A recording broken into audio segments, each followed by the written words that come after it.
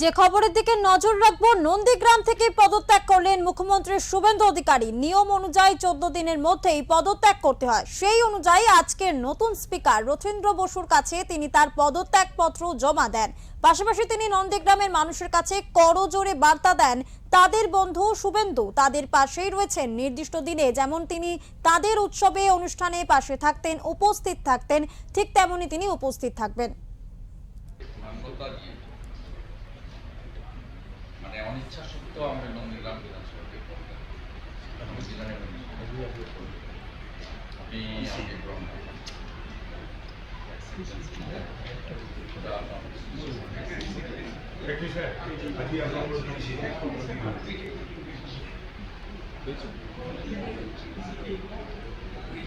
নন্দীগ্রামের প্রত্যেকটি ভোটারের কাছে আমার আবেদন, বিধায়ক অন্য কেউ নির্বাচিত হলেও দায় দায়িত্ব, স্বপ্ন পূরণ, আশা ভালো রাখা, ভালো মন্দে থাকা, উৎসব উন্নয়নে থাকা, বিধায়ক পরিষেবা কার্যালয় সহ সমস্ত রকম পরিষেবা আপনারা পাবেন। আপনাদের বন্ধু শুভেন্দু আপনাদের সঙ্গেই থাকবে। 7ই জানুয়ারি ভাঙাবেড়ায় যেমন প্রত্যেক বছর ঘুরে দেখা হবে। 14ই মার্চ অধিকারী পল্লী গোকুলনগর সোনাচূড়ার শহীদ মিনারে যেমন দেখা হবে। 10ই নভেম্বর রক্তাক্ত সূর্যোদয়ের বর্ষপূর্তিতে করপল্লী গোকুলনগরে যেমন প্রত্যেক বছর দেখা হয়। একই সাথে এদিন তিনি নির্বাচনী যে প্রতিশ্রুতি নন্দীগ্রামের জন্য দিয়েছিলেন সেই সমস্ত প্রতিশ্রুতি তিনি পূর্ণ করবেন বলেও আশ্বাস দেন। ইতিমধ্যেই তার স্বপ্নের জল প্রকল্প নিয়ে তার ভাবনা বাস্তবায়িত করতে গিয়ে তিনি কাজ শুরু করে দিয়েছেন বলেও জানিয়েছেন।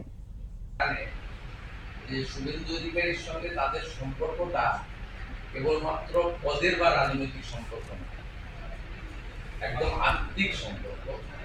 এই সম্পর্ক বলতে দন্ত যতক্ষণ শ্বাস প্রশ্বাস আছে সে সম্পর্কে ওরাও জানে, আমিও জানি। তবুও নিয়ম মেনে দিতে হয়েছে। তাদেরকে বিচলিত আশ্বস্ত হয়েছে, বড় দায়িত্ব পেয়েছে। 94টা কেন্দ্রেই কাজ করতে হবে।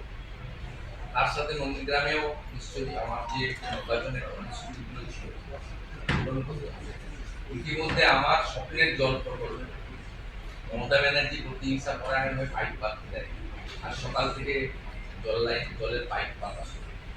আমি এশিয়ান ডেভেলপমেন্ট ব্যাংক থেকে 8,000 কোটি টাকা দিচ্ছিলাম নন্দীগ্রামের সব বাড়িতে জল দেওয়া। মমতা ব্যানার্জি 21-এ হেরে যাওয়ার জন্য পাইপগুলো পাততে দেয়, আর সকাল থেকে আমি কাজ শুরু করি পাইপ পাতা।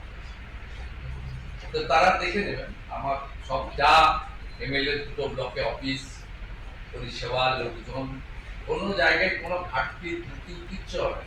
ওরা পরেই বলবেন যে না, এই লোকটার কথা দাম আছে।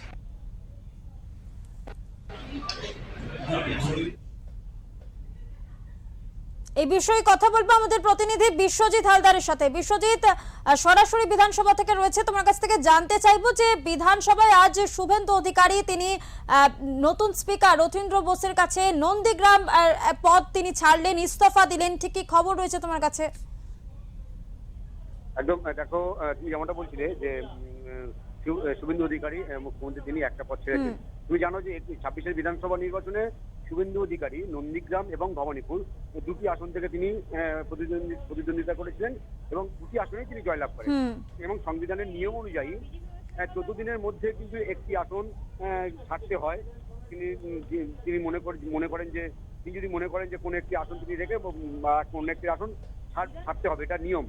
তো যেহেতু পদত্যাগ পত্রটি অধ্যক্ষের কাছে জমা দিতে হয়, এতদিন তো অধ্যক্ষ নির্বাচন হয়নি। আজকের অধ্যক্ষ নির্বাচন হওয়ার পর তারপরে অধ্যক্ষের ঘরে গিয়ে আজকে মুখ্যমন্ত্রী শুভেন্দু অধিকারী তিনি ভবানীপুরের আসনটা রেখে নন্দীগ্রামের জন্য তিনি ছাড়ার জন্য তিনি পদত্যাগ পত্র অধ্যক্ষের হাতে তুলে দেন।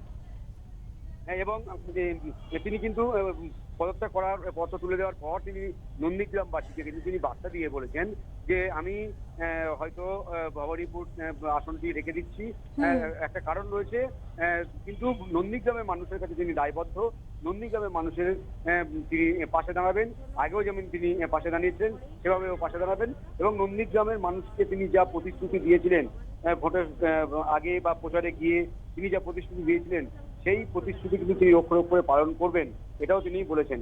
এবং তুমি জানো যে শুধুমাত্র শুভেন্দু অধিকারী নন, হুমায়ুন কবিরও তিনি নতুন দল তৈরি করে তারপরে তিনি দুটি আসন থেকে দাঁড়িয়েছিলেন, নওদা এবং রেজিনগর থেকে।